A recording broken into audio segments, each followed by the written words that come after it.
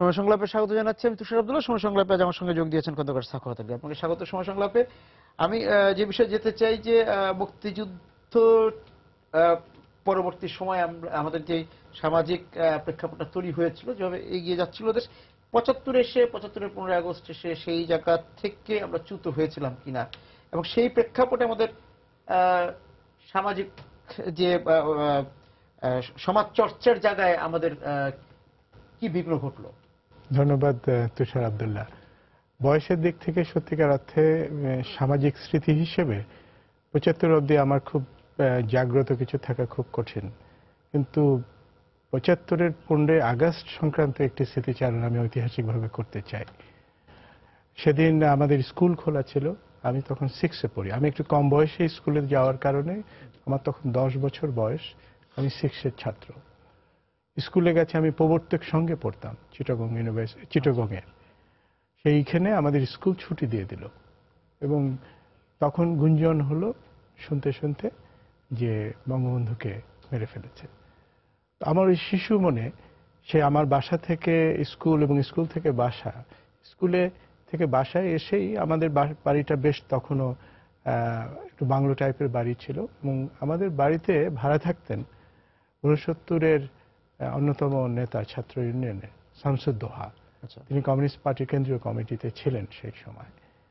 আমার সঙ্গে তার একটা খুব সখ্যতা ছিল, আমি তাকে দুলাভাই বলে রাখতাম। এবং আমি এসে ওনাকে দেখলাম বারান্দাতে। আমি বললাম, দুলাভাই, শেখ মুজিবকে, আমি বঙ্গবন্ধু বলিনি, শেখ মুজিবকে মিলিটারিরা মেরে ফেলেছে। It is a political comments to me. আমি পরবর্তীতে কমিউনিস্ট পার্টির সঙ্গে যুক্ত হয়েছি, সব হয়েছি, এবং মুহূর্তের মধ্যেই দেখলাম শামসুদ্দোহা, সুমন, তাদের ছোট বাচ্চাটা এবং আপা ছিলেন, তাদেরকে নিয়ে যাওয়ার উদ্যোগী হলেন।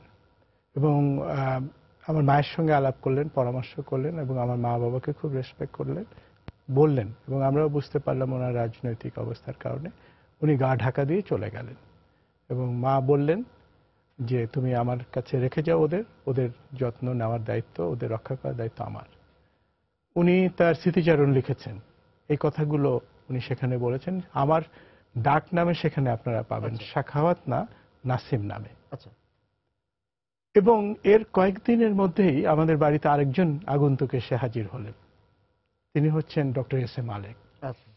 তিনি আমার মায়ের চাচাতো ভাই, আমার মা তার বড় বোন। এবং এস এ মালেককে রাখা হলো সেই ওদের বাড়িতেই, ওদের ঘরটিতে। এবং উনি আবিষ্কার করলেন তখন শামসুদ্দোহার রাজনৈতিক অবস্থানটি, তার বইপত্র সবকিছু দেখে।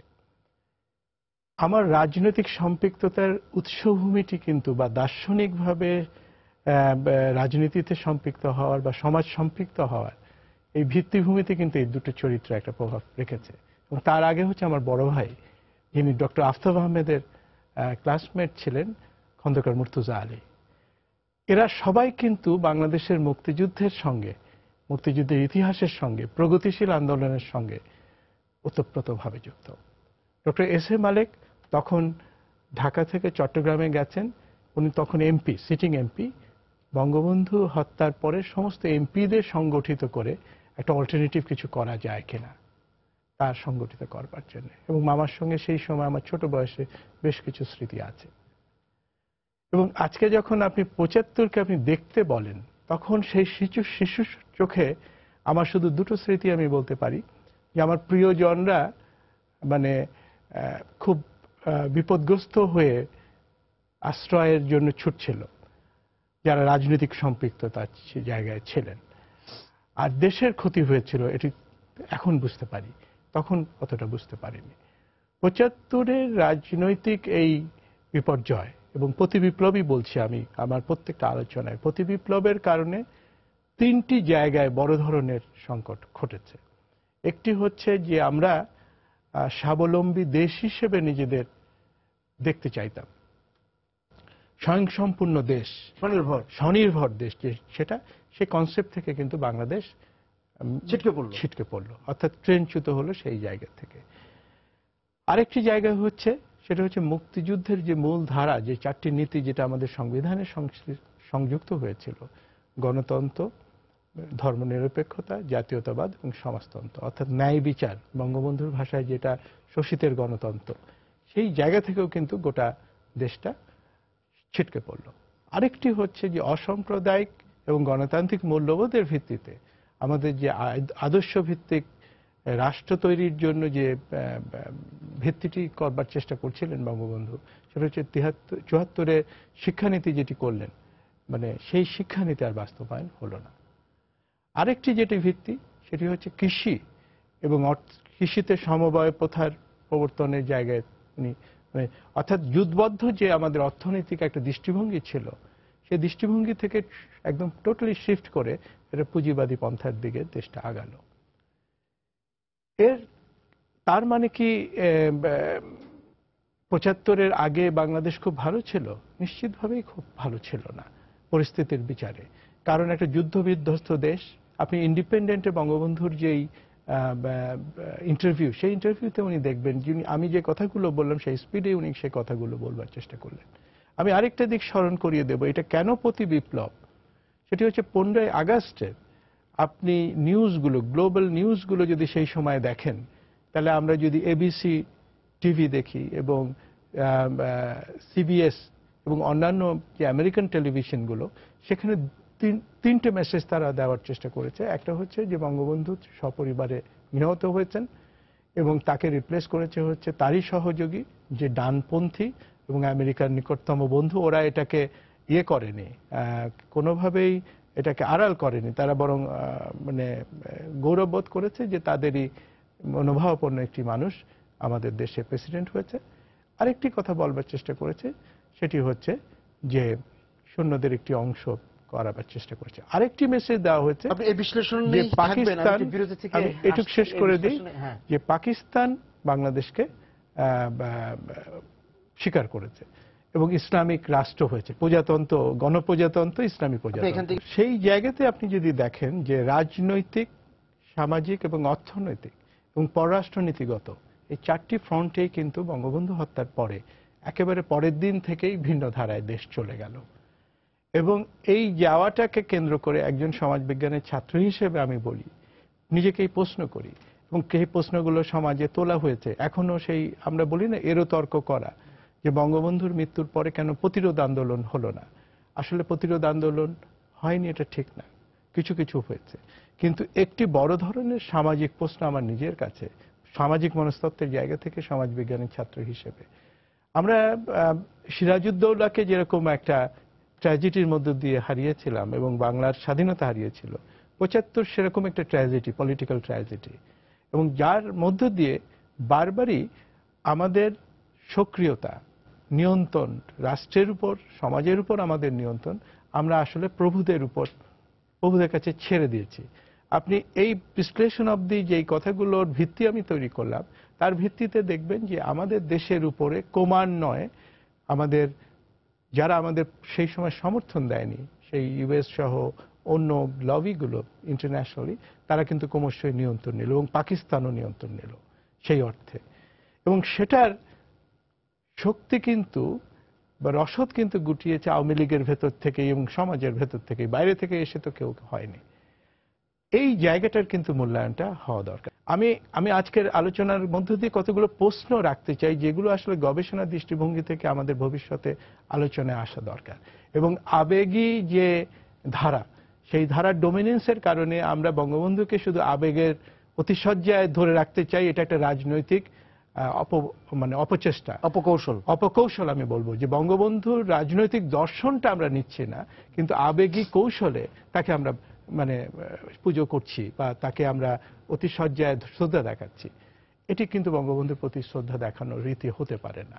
কারণ বঙ্গবন্ধুর যে আদর্শ, জাতীয়তাবাদী, প্রগতিবাদী, উনি নিশ্চয়ই মার্কসিস্ট ছিলেন না, কমিউনিস্ট ছিলেন না, লেফট ছিলেন না, কিন্তু উনি অদ্ভুতভাবে একটি বাংলাদেশের বাস্তবতায় গণতন্ত্রের কাঠামোর ভেতরে গরিবদের, অর্থাৎ নিপীড়িত মানুষের যে স্বার্থ রক্ষার, তার একটি আদল খোঁজবার চেষ্টা করেছিলেন। এই জায়গাটায় কিন্তু তার রাজনীতির মৃত্যু ঘটেছে। এবং আপনি এই জায়গাটা আরেকটি জিনিস দেখবেন, যে আমি ওই বিষয়গুলো আনছি না যে স্বাধীনতার বিপক্ষে, সেগুলো তো আমরা আজকে বিচারের মধ্য দিয়ে দেখছি। তো এই জায়গায় আরেকটি জিনিস খুব ইম্পর্টেন্ট সামাজিকভাবে, সেটি হচ্ছে যে যে মেটেরিয়ালস নিয়ে, যে সামাজিক শ্রেণীগুলোকে নিয়ে আমরা মুক্তিযুদ্ধ করেছিলাম ৭১ সালে, বঙ্গবন্ধু যাদের নেতৃত্ব দিয়ে করিয়েছিলেন সম্মিলিত, এরাই কিন্তু পরবর্তীতে আজকের বাংলাদেশে নানাভাবে নিজেদের কর্মকাণ্ড করে নিজেদের পরিচয়টা রাখছে। এবং সত্যিকার অর্থে খুব ছোট্ট ক্ষুদ্র একটি মধ্যবিত্ত শ্রেণীর নেতৃত্বে বাংলাদেশ স্বাধীন হয়েছে, যারা খুব কম সময়ের জন্য যুদ্ধবদ্ধ একটা সশস্ত্র সংগ্রামে যুক্ত হয়েছিল। কিন্তু ৭১-এর পরেই আপনি দেখবেন যে 16 ডিভিশন বলে যে কথাটি বলা হয়, এবং দেখবেন বাংলাদেশের ক্ষেত্রে সেটি খুবই ঘটে থাকে যখনই যে সরকারে থাকে সেই সরকারের আনুকূল্যে অনেক বিরোধী শক্তি কিন্তু নিজেদের পুনর্বাসন করবার চেষ্টা করে। 16 ডিভিশন কিন্তু ওই রকম। এটার মধ্য দিয়ে একথাটা বলা হচ্ছে যে সত্যিকার অর্থে একটা mixed political force Awami League যে দেশটা স্বাধীন করলো, তার ছায়াতলে কিন্তু সমস্ত অপশক্তিগুলো নিজেদের আইডেন্টিটি করে তারা করে সেটাকে করা হলো, এবং তাদের ভেতরেও সমস্যা ছিল। একটা মৌলিক সামাজিক ব্যাখ্যা প্রয়োজন এই জায়গাতে, যে যে মেটেরিয়ালস নিয়ে আমি যেটা বলছি সামাজিক শ্রেণীগুলো নিয়ে আমরা স্বাধীনতা মুক্তিযুদ্ধ হলাম, তারা কিন্তু কতটুকু যুদ্ধবদ্ধ থাকলো ৭১-এর ডিসেম্বর পর্যন্ত। পরের দিন থেকেই কিন্তু এই মানুষগুলোই ক্রমান্বয়ে বড় একটি অংশ, নিশ্চয়ই এদের ভেতরে এখনো ভালো মানুষ আছে বলে দেশটা আছে, ম্যাক্সিমাম অংশটা কিন্তু তখন ব্যক্তিগত অর্থবিত্ত ক্ষমতার দিকে লড়ল। এই জায়গাটার কারণটা খোঁজা দরকার। এবং এই জায়গাতেই দেখবেন আপনি যে ৭৫ সালে বঙ্গবন্ধুর মৃত্যুর পরে সামাজিক প্রতিরোধের জায়গায় তার দলসহ অন্যরা কেন আসতে পারল না, তার কিন্তু সামাজিক অনুষঙ্গটা এবং ব্যাখ্যাটা সেই জায়গায় লুকিয়ে আছে। এর উত্তরে আমি যদি বলবো যে ফলটা কি হলো, বঙ্গবন্ধুর যে রাজনৈতিক যে বিনিয়োগ বাংলাদেশ প্রজেক্টে, সেটিকে হারিয়ে গেল? হারিয়ে যায়নি। আজকে দেখেন প্রায় ৩৫ বছর পরে বঙ্গবন্ধু হত্যার বিচার হলো, এবং তার মেয়েই কিন্তু বঙ্গবন্ধু হত্যার বিচারটি করলেন, এবং সেই দলের নেতৃত্ব দিয়ে সেই দলকে ক্ষমতায় এনে আরো একটা বড় সামাজিক পরিপ্রেক্ষিক আমাদের বিচার করতে হবে, যেটি আমি গ্রামসি করার কারণে এই দৃষ্টিভঙ্গি থেকে আমাদের এই অবস্থানটা একটা বিচার করার কাঠামো খুঁজে পাই। হিস্টোরিক্যাল ব্লকস বলে গ্রামসির যে তত্ত্বটি উনি বলেন, সেই জায়গায় দেখা যায় যে মানুষের সামাজিক মনস্তত্ত্বে কিন্তু ইতিহাস বাস করে। তো বঙ্গবন্ধু তার রাজনীতি, তার দর্শন, তার অভিজ্ঞতা, তার মনস্তাত্ত্বিক আবেগ কিন্তু রাজনীতির জায়গাতে সাময়িকভাবে অনুপস্থিত হলে দীর্ঘমেয়াদী কিন্তু তার ফেরত এসছে। আজকে বঙ্গবন্ধুর ব্যাপারে তার জেনারেশনের বাইরে অন্য জেনারেশনের কিন্তু একটা গ্রহণযোগ্যতা ক্রমান্বয়ে বাড়ছে। এই জায়গায় আসবো যে এখনকার যে প্রজন্ম, যারা মুক্তিযুদ্ধের দ্বিতীয় বা তৃতীয় প্রজন্ম আছে, তাদের কাছে বঙ্গবন্ধু কিভাবে উপস্থাপিত হচ্ছেন? আপনি যেটা একটা বলেন আবেগী উপস্থাপন, একটা হচ্ছে আদর্শিক উপস্থাপন, কোন উপস্থাপনটা আমরা করছি? বলছিলাম যে এই প্রজন্মের কাছে বা মুক্তিযুদ্ধ পরবর্তী প্রজন্মের কাছে উপস্থাপনটা কি আবেগী হচ্ছে না আদর্শিক? সেটা খুব ইম্পর্টেন্ট। আমি যখন তরুণ প্রজন্মের কথা বলছেন, তাদের কিন্তু মিডিয়া হচ্ছে এখন ডিজিটাল। আমি আপনার গত কয়েকদিন ধরে আমি দেখবার চেষ্টা করছিলাম যে এই ইউটিউব বা অনলাইনে বঙ্গবন্ধু সম্পর্কে কি বিষয় আছে, কারা পোস্ট করছে, কিভাবে পোস্ট করছে। একটি জিনিস আমাকে খুব আবেগ আপ্লুত করলো এবং আশান্বিত করলো, সেটা হচ্ছে বঙ্গবন্ধুকে নিয়ে একটা ইংরেজি গান আমি একটা পোস্ট দেখলাম। আমাদের এখানকার কোনো টেলিভিশন, কোনো গানের চ্যানেল হয়তো সেটি করেছে। গানটি শুনতে যে আমার যেটি মনে হলো, এখানেই কিন্তু ইতিহাসের, আমি যেটা ইতিহাসের স্মৃতি মেধে যে বেঁচে থাকে, মনস্তত্ত্বে যে বেঁচে থাকে এবং আদর্শের জায়গাতে বেঁচে থাকা, সে যে এখনো রেলিভেন্ট সেটার একটা প্রমাণ পাওয়া গেল। কিন্তু বঙ্গবন্ধুকে নিয়ে এখনো কিন্তু সবচেয়ে বড় সিনেমাটি হয়নি, বঙ্গবন্ধুকে নিয়ে সবচেয়ে বড় উপন্যাস লেখাটা এখনো হয়নি। বঙ্গবন্ধুকে নিয়ে শ্রেষ্ঠ কবিতা হয়তো নবীনন্দ গুণ কিংবা শামসুর রহমান লিখেছেন তাদের কাব্যসত্তার সততা দিয়ে, কিন্তু এখনো মনে হয় আরো শ্রেষ্ঠ কবিতাটি লেখা হয়নি। কারণ যতই সময়ের দূরত্বে ওনাকে দেখা যাচ্ছে, ওনার প্রজ্ঞা, বাস্তবতা এবং সামাজিক মনস্তত্ত্বে তার গভীরতম উপলব্ধি, সেটি কিন্তু আরো গভীরতর হচ্ছে। তিনি বাংলাদেশকে, বাংলাদেশের মানুষকে যে গভীরতায় দেখতে পেরেছিলেন, তার কারণেই কিন্তু উনার মতন একজন নেতা গত 200 বছরের মধ্যে গোটা জাতিকে জাতিসত্তায় রূপান্তর দিয়ে একটা রাষ্ট্রকে উপহার দিয়েছিলেন। আপনি 15ই আগস্ট 1975 সালের সেই টেলিভিশন প্রতিবেদনগুলোতে লক্ষ্য করবেন যে সেখানে অর্থনৈতিক এবং রাজনৈতিকভাবে বাংলাদেশকে দেখা হচ্ছে যে এটা হচ্ছে বটমলেস বাস্কেট এবং এটার ভবিষ্যৎ মনে হয় প্যালেস্টাইন হতে যাচ্ছে। কিন্তু বাংলাদেশের মানুষ বঙ্গবন্ধুকে লালন করেছে তার কর্মযোগিতার মধ্য দিয়ে, এত নির্ভরশীলতা, এত কিছুর মধ্য দিয়ে। দুটো জায়গায় আপনি দেখবেন রাজনৈতিক সুবিধাবাদিতা এবং মধ্যবিত্তের সুবিধাবাদিতায় ব্যক্তি মানুষ কিন্তু অর্থবিত্ত ক্ষমতাবান হয়েছে, তাদেরই একটি অংশ কিন্তু ভালো এন্টারপ্রেনারও হয়েছে। আজকে আসার কথা এই জায়গায়, তারাই কিন্তু উদ্যোক্তা হয়েছে, ইন্ডাস্ট্রিয়ালিস্ট হয়েছে। যে কৃষক পরিবারগুলো বাংলাদেশের সবচেয়ে হার্ট হিসেবে বঙ্গবন্ধুর আস্থাকে ফিরিয়ে দিয়েছিল মুক্তিযুদ্ধের সময়, তারাও কিন্তু যুদ্ধবদ্ধতা হারিয়েছিল বঙ্গবন্ধুর কিলিং এর পরে, মানে হত্যার পরে।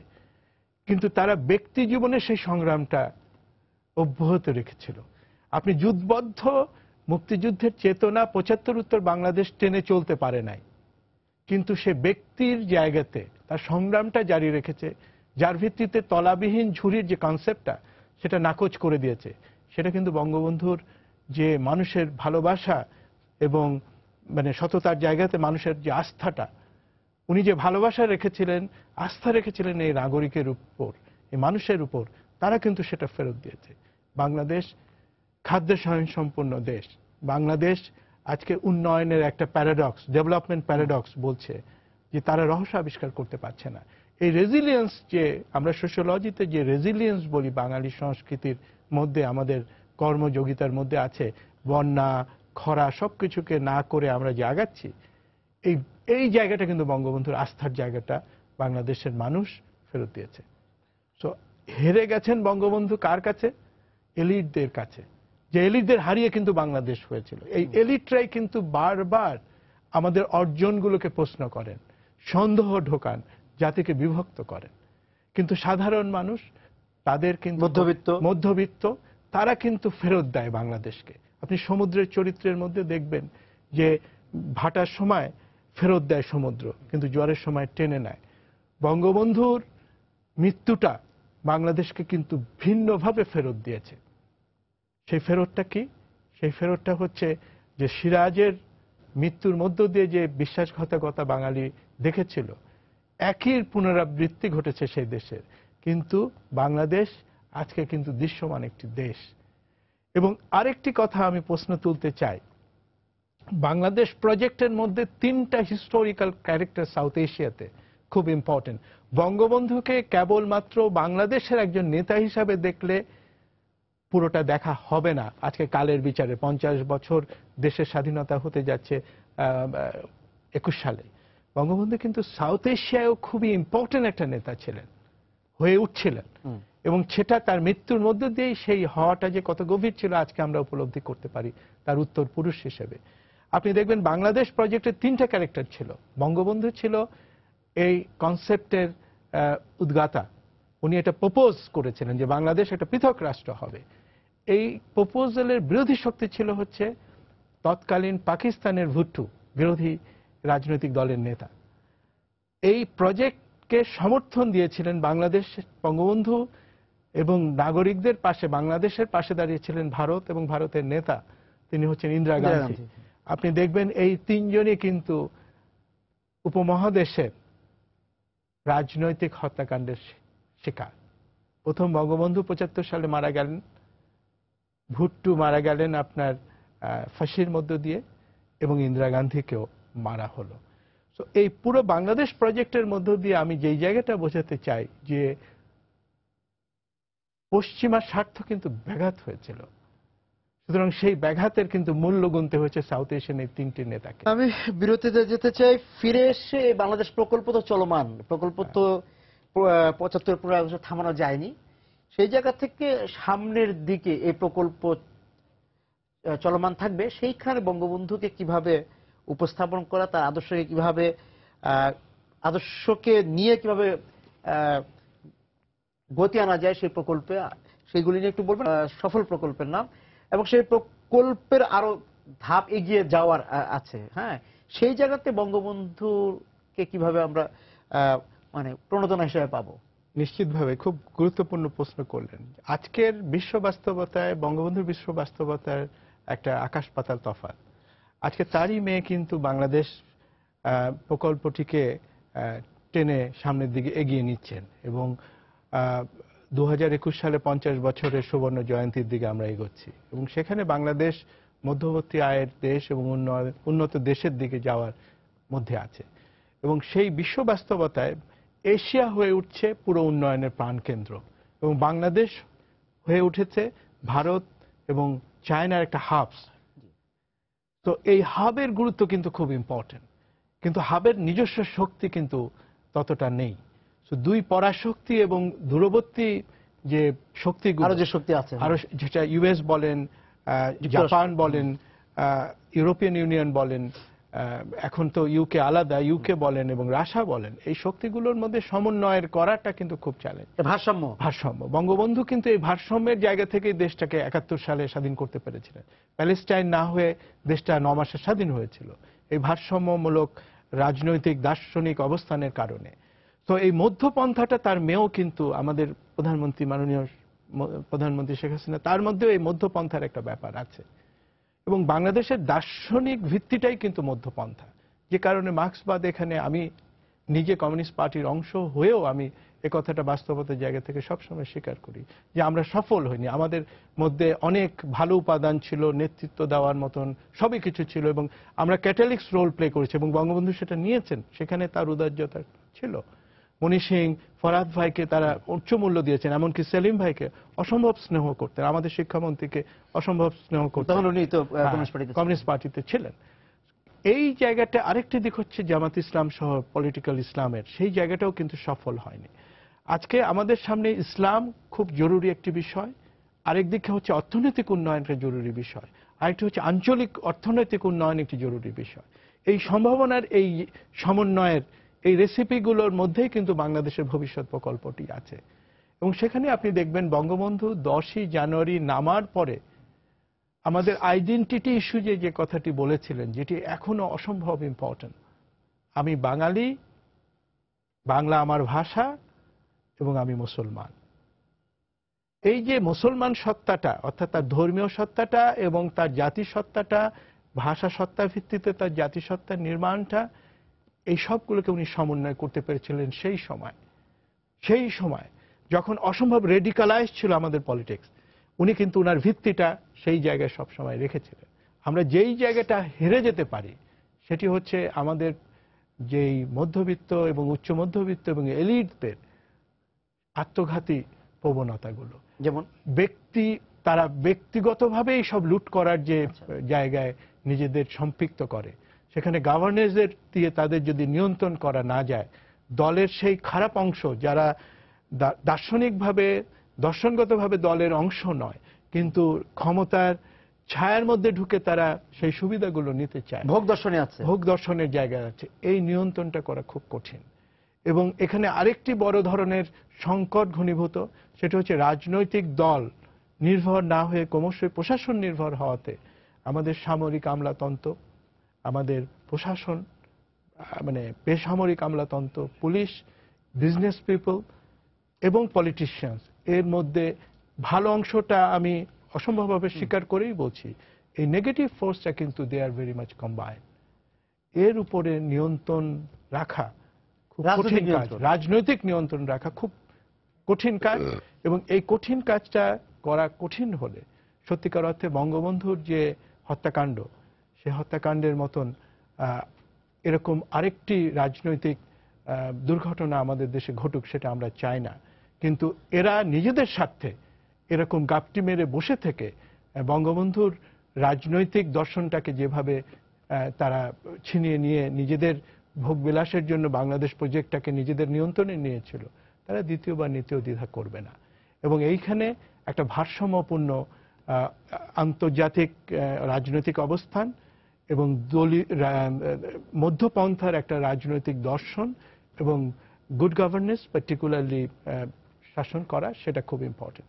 আমি একটি কথা বলে শেষ করব, আমাদের প্রশাসনের কখনো কখনো অতিমাত্রায় সুশাসনের নামে কিছু কিছু স্পন্সর প্রজেক্ট নেওয়ার প্রবণতা আছে, যেটি রাজনৈতিক দলগুলোকে, শক্তিগুলোকে বেসামাল করে তোলে। আমি এই জায়গায় বলবো, এই সরকারও এমন কিছু জিনিসে জড়িয়ে পড়ছে, এখানে ঝুঁকির জায়গা প্রচন্ড। এখানে আমি বলবো সেটা হচ্ছে অংশগ্রহণের মাধ্যমটাকে কাজে লাগিয়ে নাগরিকদের আশাকাঙ্ক্ষার জায়গা থেকে রেসপন্স করাটা খুব জরুরি। না হলে ভুল হতে পারে, এবং সেই ছোট্ট ভুলগুলোই কিন্তু আমাদের পুরো রাজনৈতিক অভিযাত্রায় যে আমরা অগ্রসর হচ্ছি, অর্থনৈতিকভাবে যে অগ্রসর হচ্ছি, তাকে ক্ষতিগ্রস্ত করতে পারে। আপনাকে অনেক ধন্যবাদ আজকে আমাদের সঙ্গে যোগ দেওয়ার জন্য। দর্শক যারা ছিলেন আজকে সময় সংলাপের সঙ্গে আলোচনা, আপনাদেরকে ধন্যবাদ জানিয়ে শেষ করছি আজকে সময় সংলাপ। দেখা হবে আগামী দিন। সবাই সুন্দর থাকুন।